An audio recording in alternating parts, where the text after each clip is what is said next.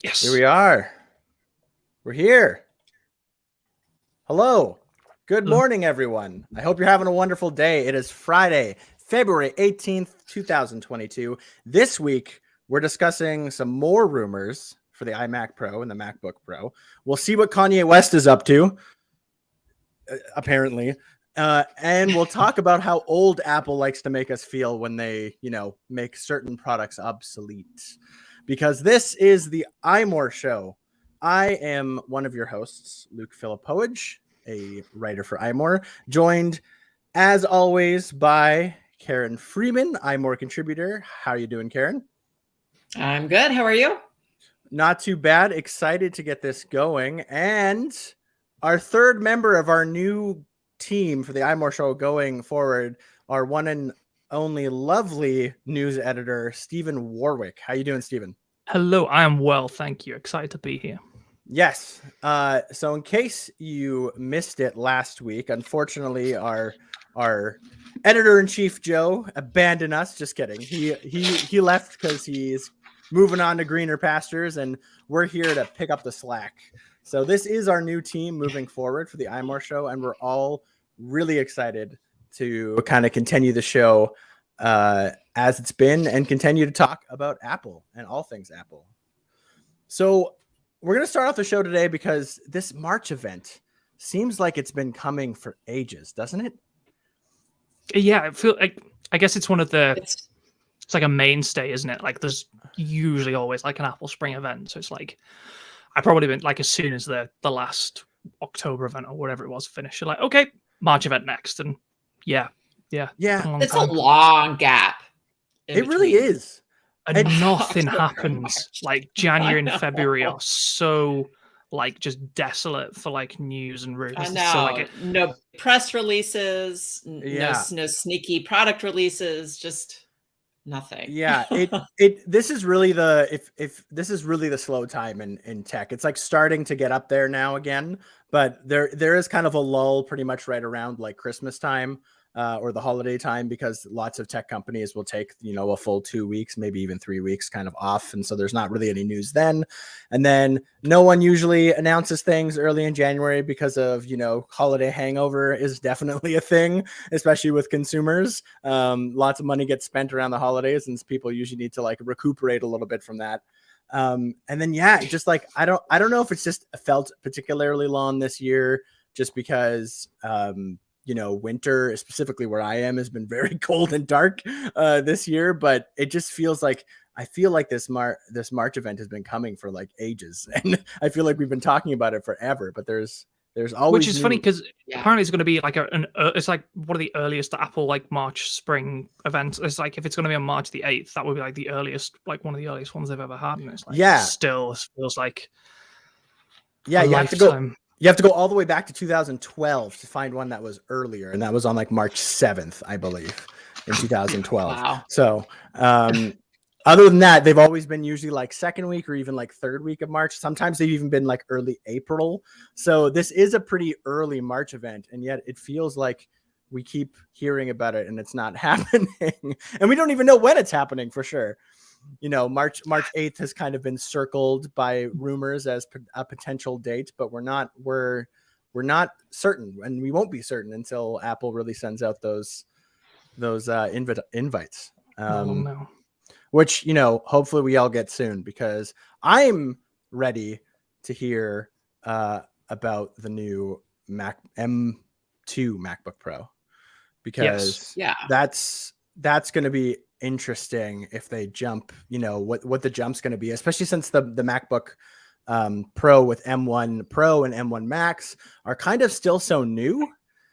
Yeah, it's such a strange, like, because obviously, like you said, we literally feels like we literally just got the new MacBook Pro, and we got like the new size with the 14-inch, and we got 120 hertz ProMotion, and we got the notch, which was like, lots of like really big changes. And then but so like we're in this kind of weird thing now where we have like the Mac Pros kind of running like parallel to each other, because you have these new, the 14-inch and the 16-inch, which have the M1 Pro, the M1 Max, but then we sort of knew that not only would we get more spicy like M1 Apple Silicon, but we'd also get like the next generation, so M2.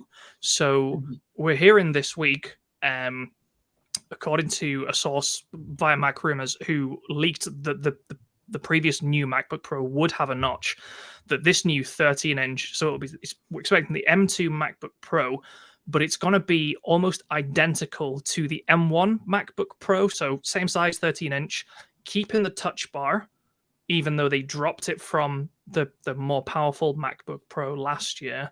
No 120 hertz, no ProMotion, no mini LED. It's mini LED, I guess. So none of that, and yeah. So no so notch. Exactly. No So it notch. sounds like the only thing that they're gonna change is the processor. So yeah, M1 to M2, and of course the M1 is like the sort of the mobile like baby lineup of the Apple Silicon kind of range. So the M2 will be better than the M1, but probably like in terms of like slightly better efficiency and power, not like a huge jump from like M1 to M1 Pro. And then I guess down the line we'll probably get like an M2 Pro and an M2 Max chip. That seems like a reasonable thing to do. It's interesting.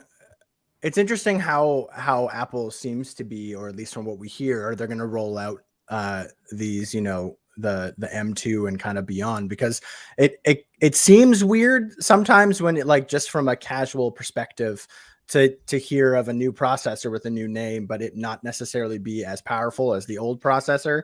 Yeah, so like it's gonna come out and there'll be, so yeah, it won't be, like you're right, it won't be as powerful. Almost certainly, I think. I mean, it would be something special if it was, but yeah, it will be like the M2, so it's like a step up from the M1, but like a step down from the M1 Pro and M1 Max, even though like it's a newer chip and like a that's going to be so confusing.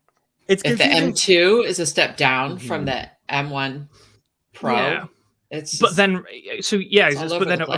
remember there will be a hopefully in the future an M2 Pro and an M2 Max. Right.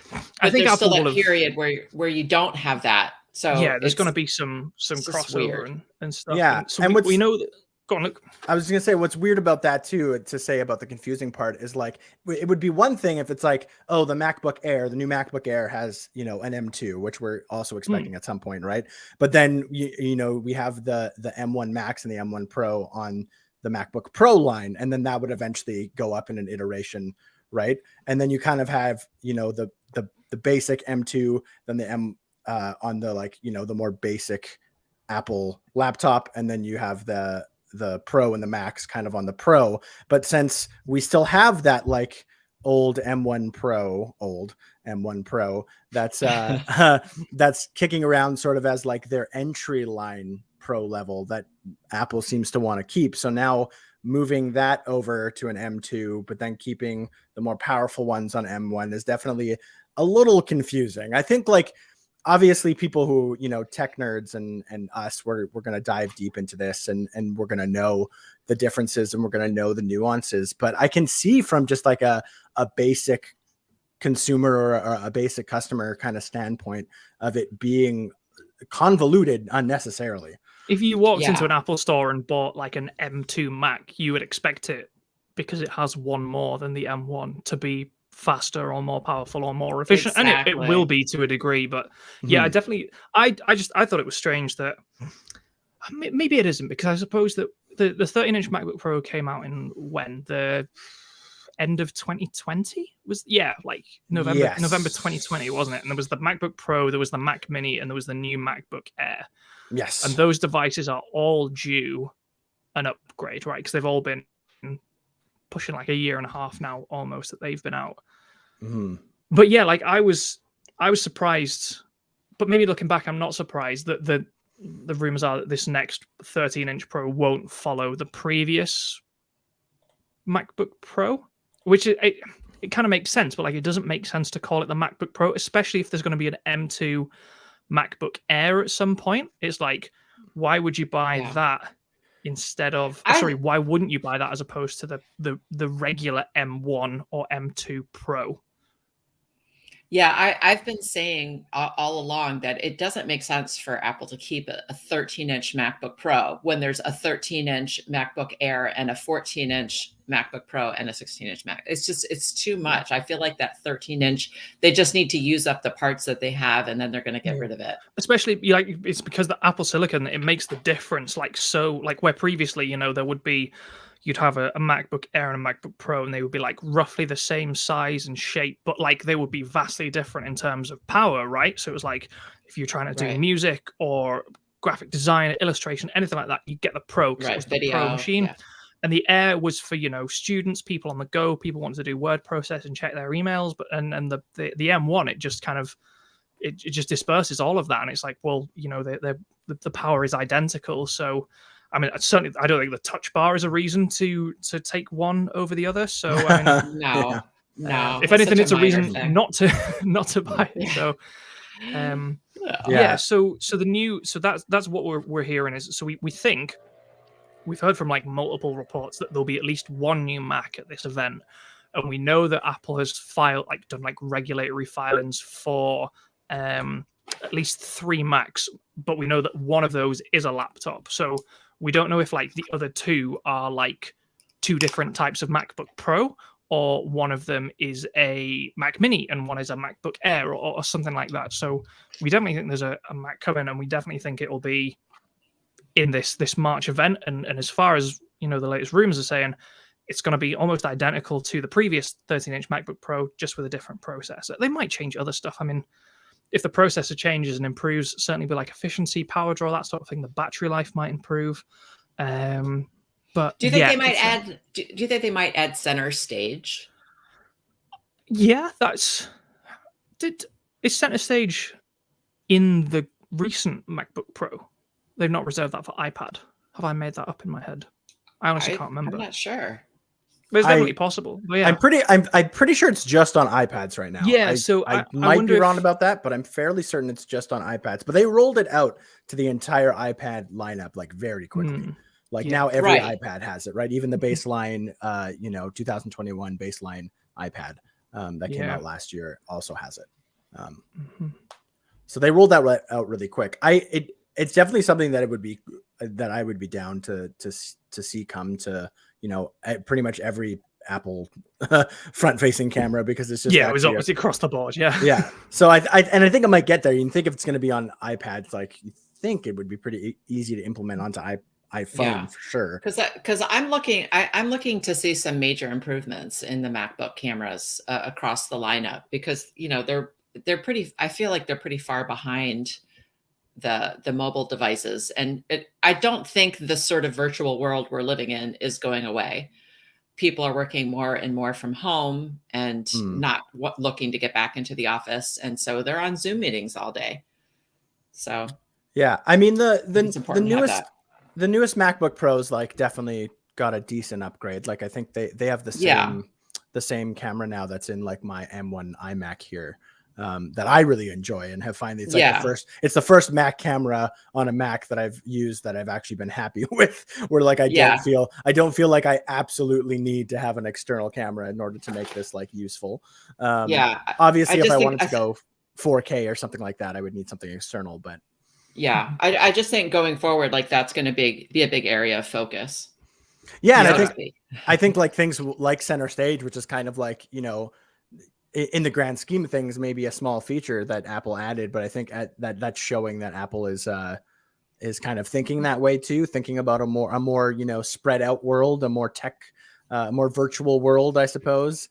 I think it will be a lot like the first Apple Silicon Macs, when we get this new MacBook Pro.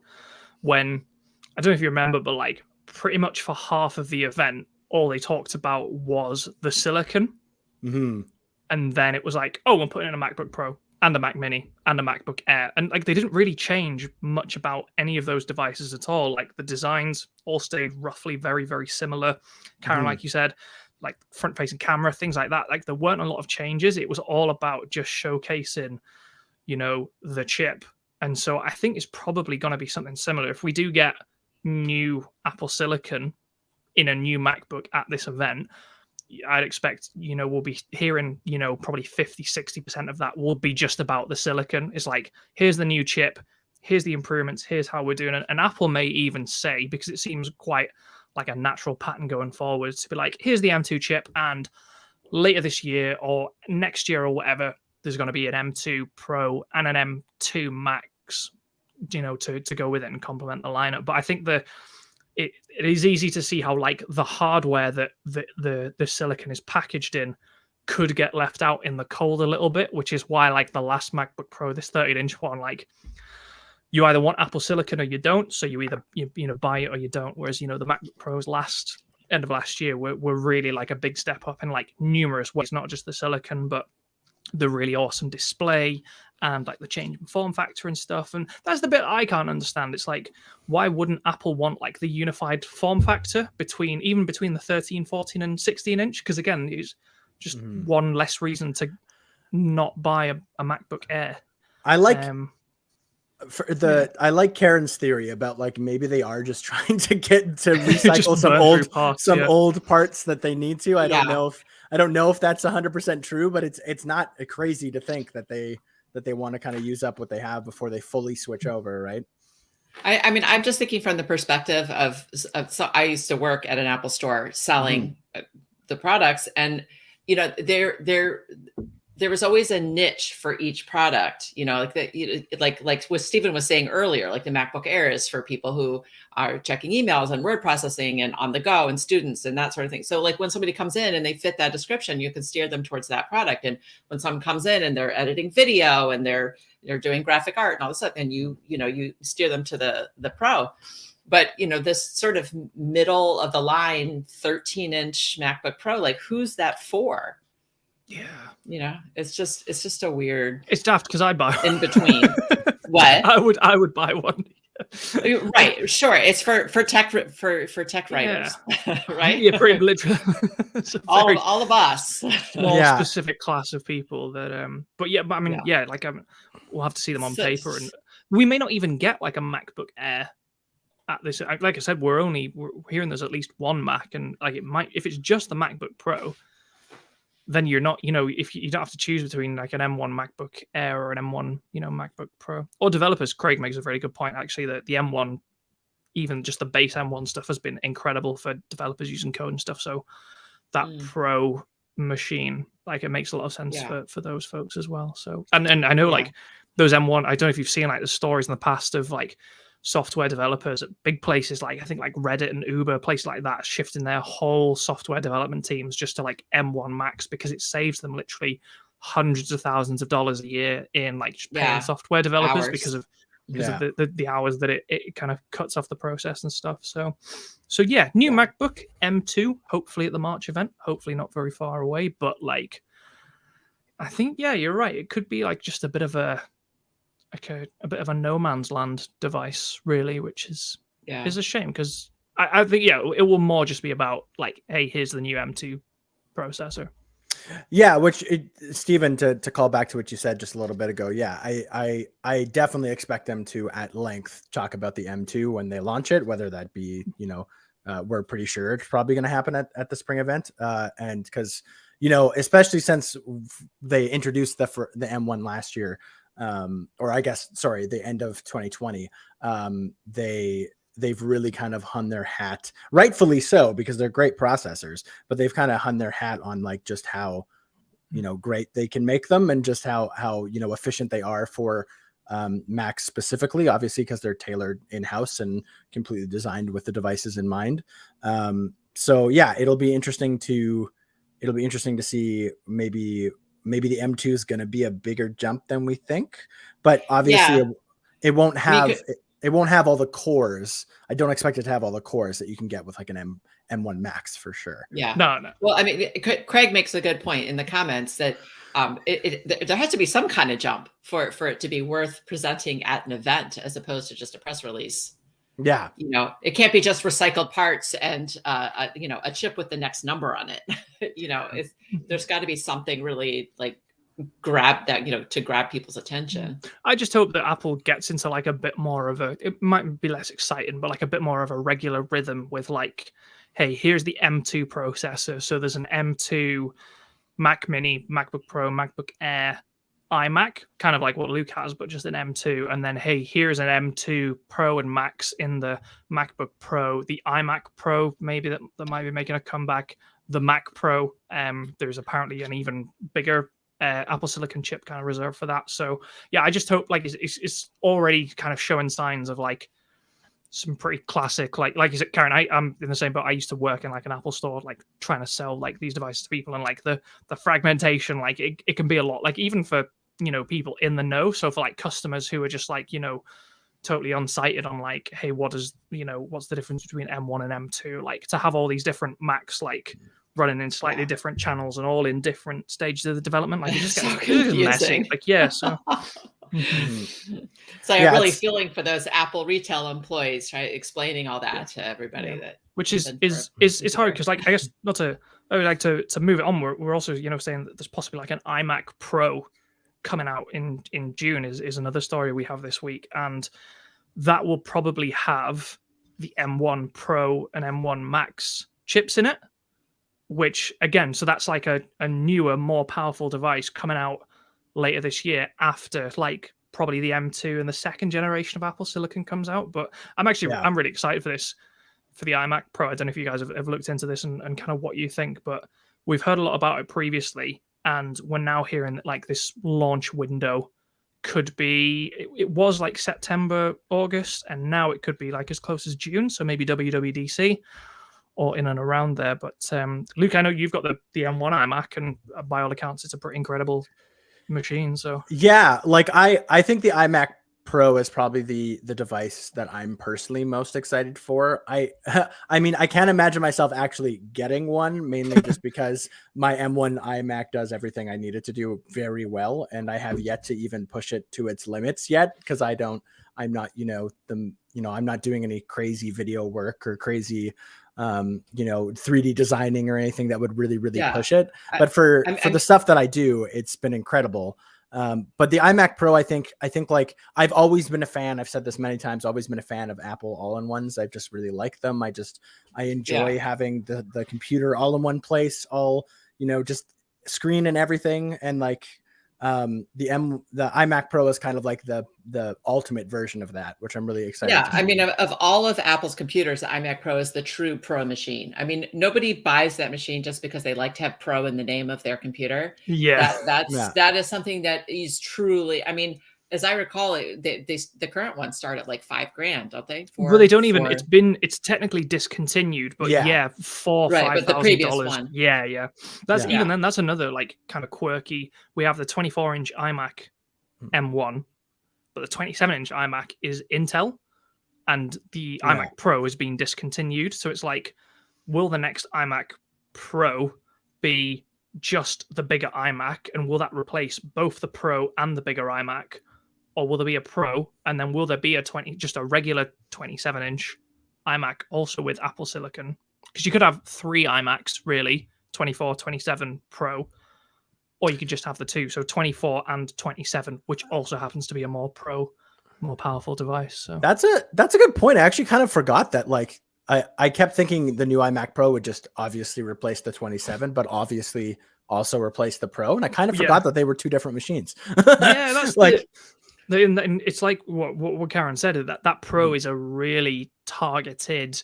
You don't buy a Pro like exactly as Karen said. You don't buy one by accident or because you're like, oh, it sounds cool. It's like, I'm going to invest $4,000-$5,000 in this because this machine, serves my explicit, video encoding, graphic design, architectural needs, that sort of thing. So I think there probably is a market for a larger iMac that doesn't have those. So maybe like a 27-inch, maybe not M1. I don't know but like maybe M1 Pro or M1 Max, and then an iMac Pro alongside it as well. So yeah, it could be. I also wonder if like they'll kind of replace the 2 just by using the 2 processors, right? So like they have an iMac Pro with an M1 Pro, and an iMac Pro with an M1 Max. Bit of a tongue twister, but that might kind of be their two holes to fill, right? Like if you don't need something quite as powerful, but you still like want all the Pro features, then you to sort of replace your 27-inch, then that's like you get the M1 Pro version. And if you want like the best of the best that the iMac Pro possibly can be, you get the M1 Max version. Yeah. I guess with having both processors already out there, and it's not unusual for them to have options on their like they used to have options on their Intel processors as well, right? It would be interesting to see if maybe that's how they'll handle it. Yeah, that's the thing. I think the thing as well. I think they should do with the iMac what they do with the MacBook, which is I think one of the things we were most pleased about the most recent MacBook is there are two sizes, but the only difference is the size. Same with the iPhone 13 Pro, that wasn't the case with the 12. Mm-hmm. Whereas, like, I can just pick: do I want the big display or do I want the smaller display? And the only difference is the display size and not the battery life. Well, and the battery life and the price, but not like, oh, if I want, whatever it was, 4K ProRes RAW video shooting, I have to get the bigger iPhone, or like, or if I want a 120 hertz display, I have to buy the 16-inch MacBook. So yeah, I would, again, for iMac's sake, I would prefer, like a 27-inch iMac that was just the 24 but bigger, and it's not like, hey, if you want the mini LED iMac, you have to buy the big one, or that sort of thing. I've always been a bigger fan of having those like size configuration choices where you don't have to compromise anything else. So yeah, I agree.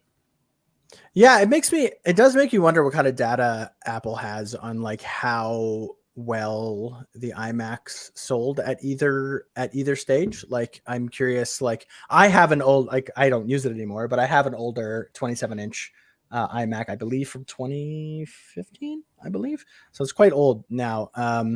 But that was like the iMac that made me really fall in love with iMacs. Kind of, I've always liked them, but they were the ones that was the one that like really made me love it.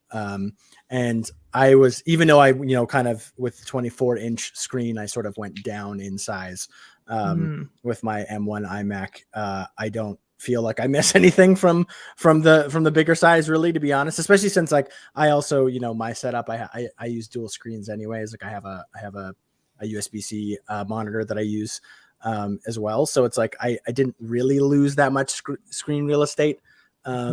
So I am curious to see, like, maybe there's some evidence to show that the 27-inch or maybe the original 21.5-inch was like much less used because they had like, maybe the three of them was too much in that line. Maybe it's interesting to see.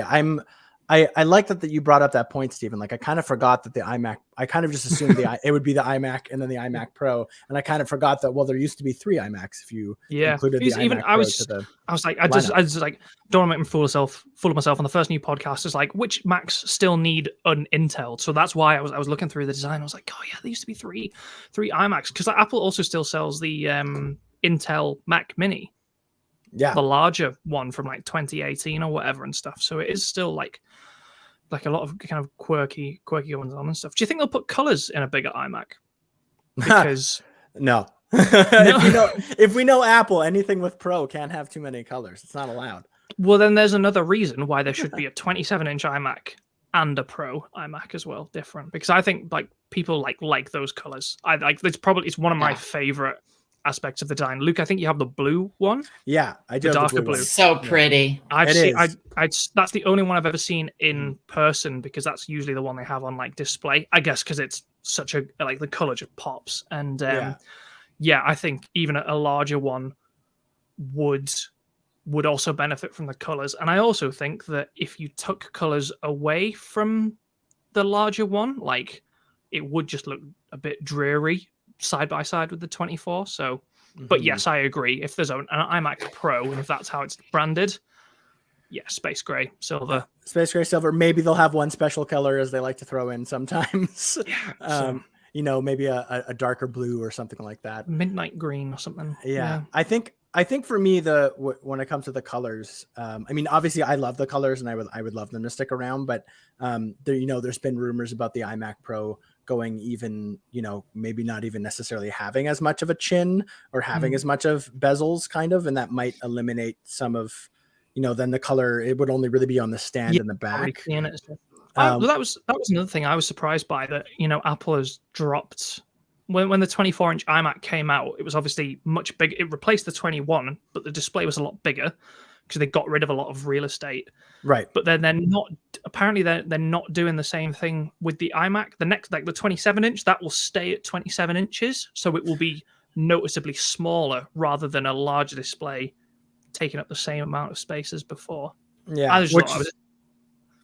Which is something I've been, when we heard that rumor, that was a few weeks ago, we talked about that. I was surprised because I was kind of so expecting them to at least bump it up a few inches, to like a 30 or something like that. But Karen brought up a good point when we talked about that before, but like you can only really have an all-in-one that's so big before it kind of becomes not very economical, especially space-wise for a lot of people in their either their home office or even their their office at work or whatever.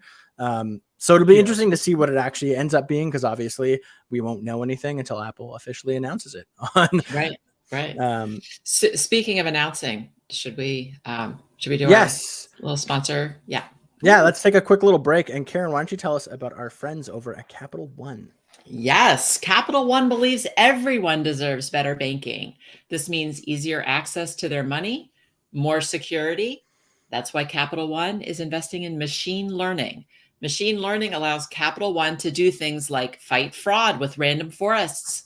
Models quickly detect suspicious activity and make it faster to alert federal investigators. Identify how mobile app outages happened with causal models. Keeping our mobile app up and running doesn't happen by accident. Anomaly detection and incident response help determine why app outages happen so engineers can quickly remedy them. Speed up online shopping with machine learning at the edge. Makes shopping with virtual card numbers smoother and more secure. This technology is based on logistic regression models and running inference in the browser. It identifies payment fields, which helps make using virtual card numbers easier and faster. The potential of machine learning is so big. See how Capital One is using machine learning to create the future of banking. Search machine learning at Capital One. Capital One, what's in your wallet? Thank you, Karen. And thank you, Capital One, for sponsoring the iMore Show. Moving on, we have some sort of interesting data that Apple has thrown at us about Apple Music, and specifically about spatial audio,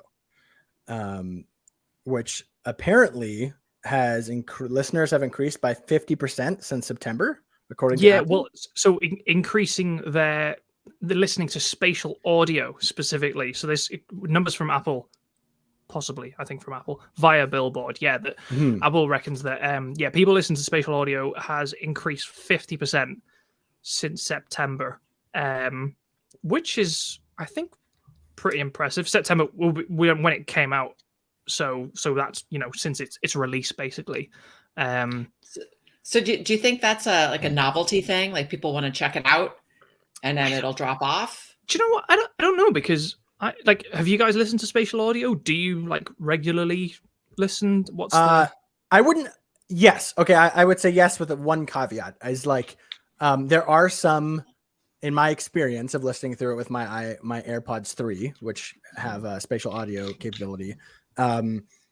Some genres of music that have it, some of them really don't, I feel, play well yet.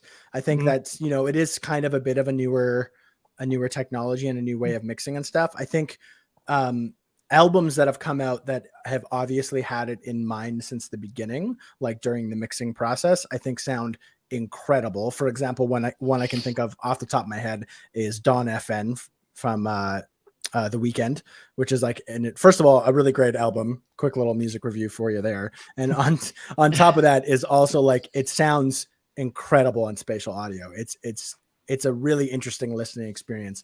And I think, Karen, I think there is some hype around it, and some of that might die down. But I think this is proving to be quite a useful, interesting tool in the music space. And I'm not connected to the music industry really, but I have a few friends who do music producing work, and have been fooling around with it and been saying like they really hope that this catches on even more, and that it's and same with Dolby Atmos as well, right? That's like another layer onto this. It's just like it can really make music sound so much more like alive and vibrant and sort of, you know, all around you, which is really, really cool. Yeah. Karen, do you really not listen at all to spatial audio? Is that I don't listen to a ton of music, like in the car sometimes. So no, I don't. Yeah, and I'm not an Apple Music subscriber. I think that is one of the key requirements. Well, yeah, there's that. Fair enough. Yeah. There's that too. So according to the figures, 37% of the top 10 songs on Apple Music's global daily top 100. That doesn't make any sense. I'm going to read that again. 37% of the top 10 songs on the global daily top 100 songs chart are available in spatial audio, and 42% of the platform's top 100 songs in the US are available in. So 42% of the top 100 songs is 42 songs in the top 100 are available in spatial audio, and 40% of the biggest new release on Apple Music since September have been available in spatial audio. So I think, Karen, touching your point, it's probably a combination of, like, at the start, like, it was hype because there weren't really that many songs and they had like just specific spatial audio playlists. But I think what's happening now, because I don't really like go out of my way to listen to spatial audio, but I am noticing that more and more songs that I'm either already have or I'm adding to the lists and my libraries and playlists and stuff are in spatial audio. So I'm catching myself listening to spatial audio more frequently without even, you know, going out of my way to find it. So I think part of it is the hype, but also just like kind of the increased proliferation. But Luke, like, I really agree with what you said, like the quality like disparity in like, yeah, just spatial audio songs across genres and even like between different bands and producers, like, is really, really stark. And I think that's probably the only thing holding it back just now. Yeah. I think it's, you know, a lot of newer pop and hip hop and R&B seems to be coming out with spatial audio kind of already in mind. Like when they launch, they already have it. And those all seem to sound very, to my, you know, my ear, very, very awesome. But if you go back through some of the catalogs, and there's been songs, for example, I believe it was Guns N' Roses' Appetite for Destruction album has been like remastered to implement spatial audio, and I think it sounds awful. They did the Beatles as well, and the producer who did it like came out and he was like, "I'm sorry, this is so bad. We're gonna do it again," because like he just didn't go to plan. And I think that's Coldplay. That was, I don't want to start like a beef, but Coldplay's Higher Power. That song in spatial audio is just not, it doesn't work. Like the volume, that's another thing that's like really disparate across, like, you've been listening to like, just go and listen to a spatial audio playlist and just listen to like the difference in volume. Like, like that's such a, I think that's like a really crappy user experience. Like, you don't want to be like, oh, like Coldplay's coming up, so I have to like crank my volume all the way to 100, and then the next song, like, I have to go back to 50 because I'm being like deafened. So yeah, I think it is just, it's not good. No, but it is just like more people kind of getting hold of it and thinking, so I think it will become kind of more and more standard and more of like an industry kind of norm. And the good thing about that is people will get better at doing it. And like you said, Luke, there will be albums in the run up to the release and now going forward that are created and produced specifically with spatial audio and Dolby Atmos in mind. Where the ones previously haven't been. The other thing we have to consider is that correlation is not causation. So we know there's a 50% increase over this time period since spatial audio came out, but we don't know that that's the cause. Remember what else came out? The $5 Siri enabled Apple Music. Sorry, it's an increase in spatial audio. Oh, it's not an overall increase in Apple Music. Yeah, specifically in spatial audio. Okay. So it's more about the access to it, and like Stephen was saying. And I totally agree with you, Stephen. Like this will hopefully become like, it's still new, and I think there's producers out there who you know, are still just kind of getting their feet wet when it comes to spatial audio, and kind of there might be some kinks to work out and stuff. And you know, from my ear and from talking to a few people I know who do some music production work, like it does seem like it is the type of mixing that isn't really good to do like post, like to go back and remix. It seems like it's something you Yeah, need to that's really, like when you're really trying to keep in remix mind. like like a 50-year-old Beatles Mhm. album that was recorded like on a potato in a cellar, and it's like you've Yeah. got like one track of audio that you're trying to. So yeah, like creating songs specifically for that, you're always going to get like a much better outcome. So like it will just be like a going forward, all music coming to Apple Music is going to sound like a lot better. Mhm. Yeah. Which But I'm still thinking about that number, that 50% increase. I mean, whenever something new comes out, I mean, there has to be an increase because it didn't exist previously. Do you know what I'm saying? Yeah. Like yeah. I'm not sure how much that statistic really means. It at least shows that like it's a growing aspect of Apple Music that like.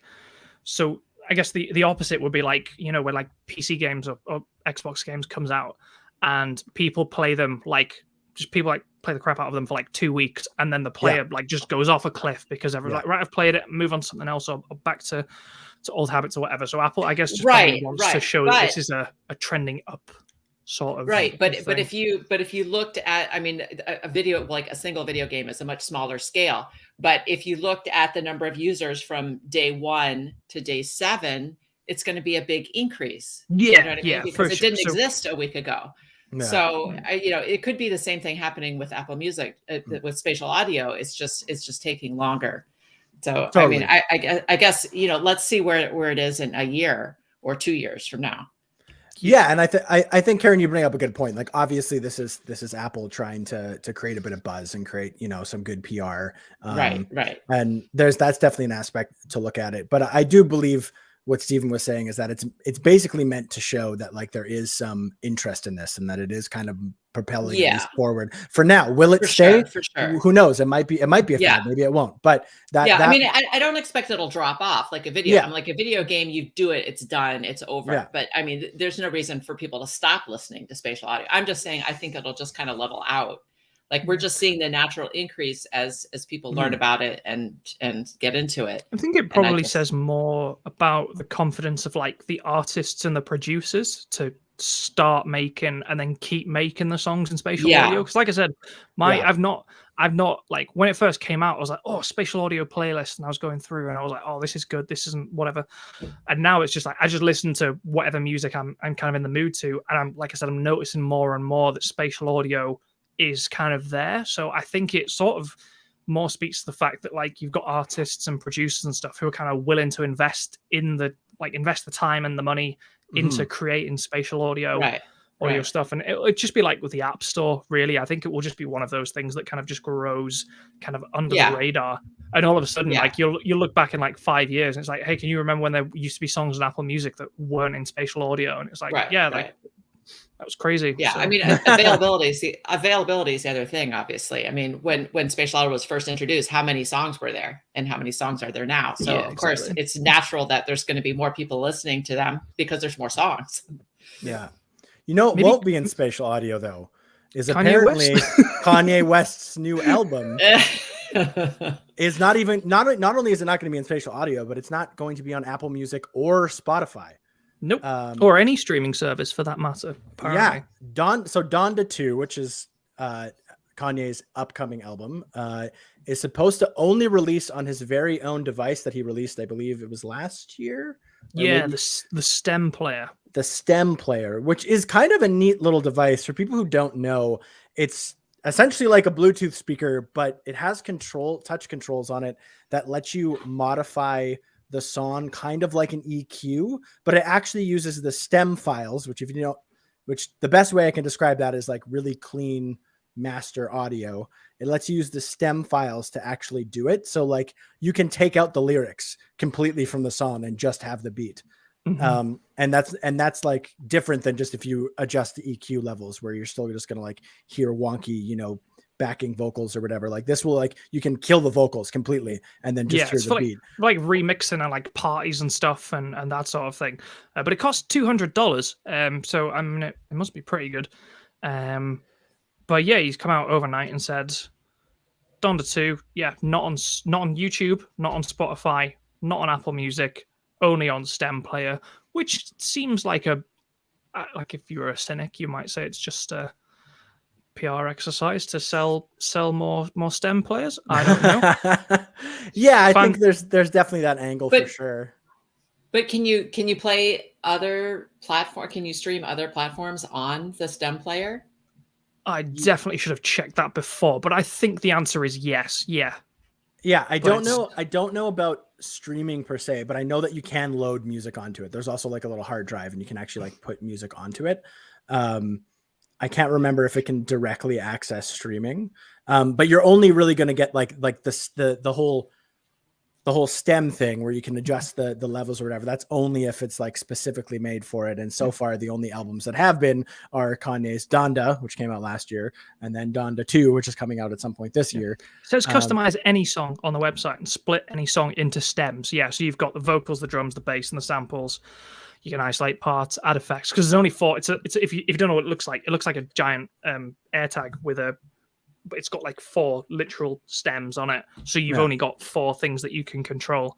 And you can make like loops and stuff like that. So it's very much like a live performance kind of device. At least that's what I kind of thought it was. But it's also apparently now the only way to listen to Donda 2. It only has 8 gig of storage. So you're not putting like your music library on there to carry around and listen to. So definitely not. This is a very, very it's like palm sized. It's like it's too big to be like a carry around. I mean, it's not that. I mean, it's not huge, but it is. It's a part of your everyday carry. No, exactly. Yeah, so yeah. Again, the cynic would point out that Kanye did something similar in 2016 with The Life of Pablo, when he said that would only be on Tidal and not any other streaming service. Right. And 2 months later, it was on Apple Music, Spotify, and all that. So don't give up hope just yet. But as it stands, no Kanye West on Apple Music. Of course, he sort of did it in the context of his Stem Player, but the reason that he gave was basically the oppressive system.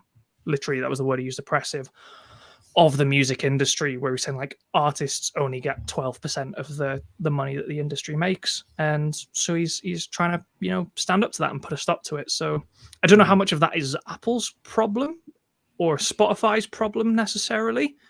I don't know if, for instance, you could make the argument that if Spotify or Apple paid more, for instance, for streaming, that the artists would get more than 12%. So it seems like an industry side kind of problem, but it is Apple Music and Spotify and Amazon and YouTube customers that are going to suffer. Yeah, or not suffer if you don't like Kanye West, of course, which is right. Like him or hate him, that's fine. It's his prerogative to do this, and his diehard fans will buy the Stem Player. Yeah, and and if not enough people buy it, eventually he'll give in and stream somewhere. I'll be interested to see if how many months down the line will it happen, or will he stick to his guns, and will it just live on the Stem Player and that'll be it. And it'll be interesting to see how that all shakes out. I will say this though, to Kanye's credit, I think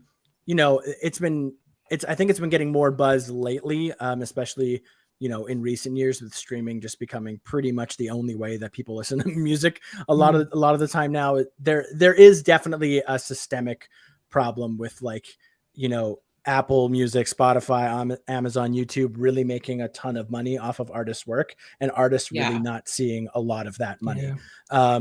It's why the best way to support an artist is essentially to buy their merch and go see their tours, because that's really where they make their money. They don't really make money from music releases.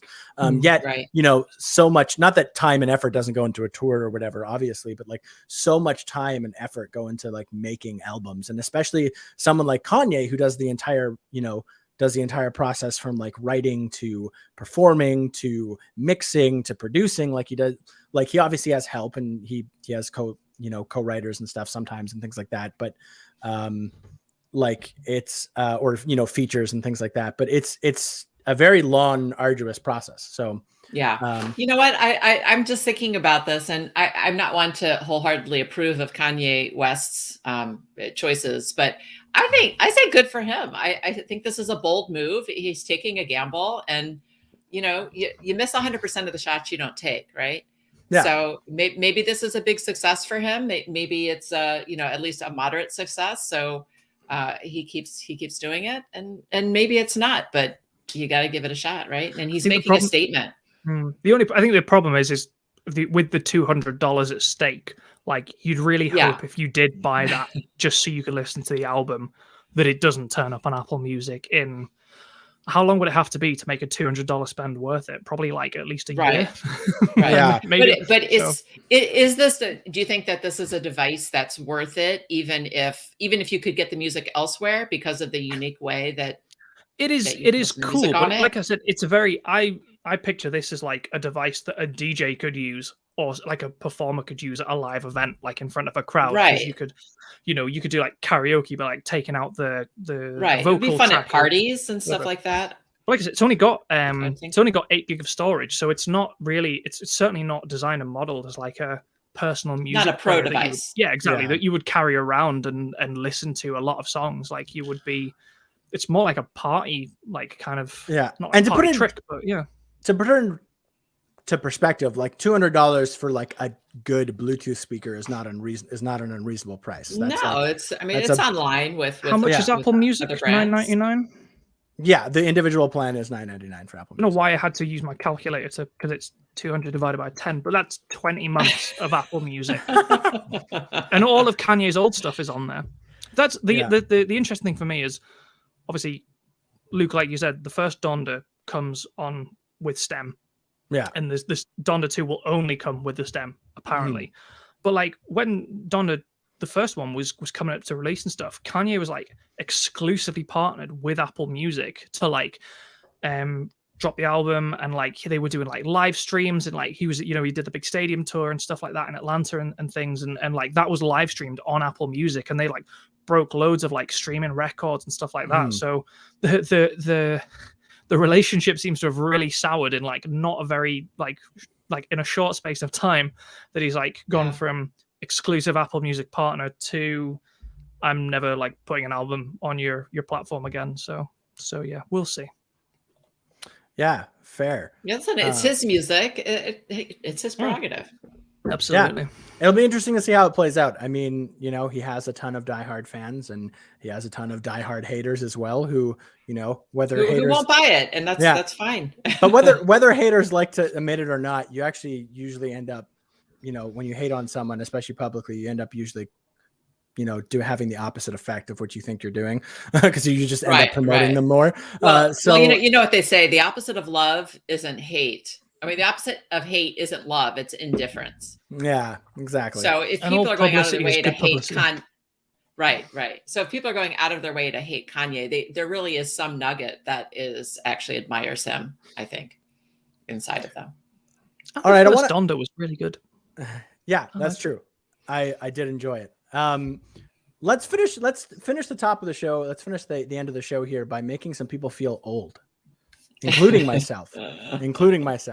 So the Apple's iPhone 6 Plus has now joined the company's vintage list, which makes me wonder if I'm vintage yet. Am I allowed to call myself vintage? Like a fine wine, yes. Well, it's funny because Apple uses these terms that have like definite connotations to them, like kind of scary connotations, but they mean something very specific in Apple lingo. So vintage is specifically more than 5 years ago. It released more than 5 years ago, but less than 7. Is it? Right? I think so. In front of me, I have because iPhone 6 and 6 Plus was 2014. So that was right. Or maybe it's more than 7. Yeah. So I think you might be thinking of obsolete, which is between 5 and 7. Okay. Yeah, which is the article says 2 different things. So Yeah, so that's the other No, you're piece not. of news. Obsolete is more than 7. You're right. My apologies. Yeah, obsolete more than 7. Vintage between 5 and 7. Yeah. Yep. So Yeah. vintage essentially means that like if you say you still have an iPhone 6 Plus and you break it and want to go to the Apple Store to fix it, there's a chance that they might not be able to get the parts. Yeah, they Right. might still be able to do it, but it's very likely. Whereas obsolete is like definite. Is like you cannot get this fixed in an Apple store. So Right.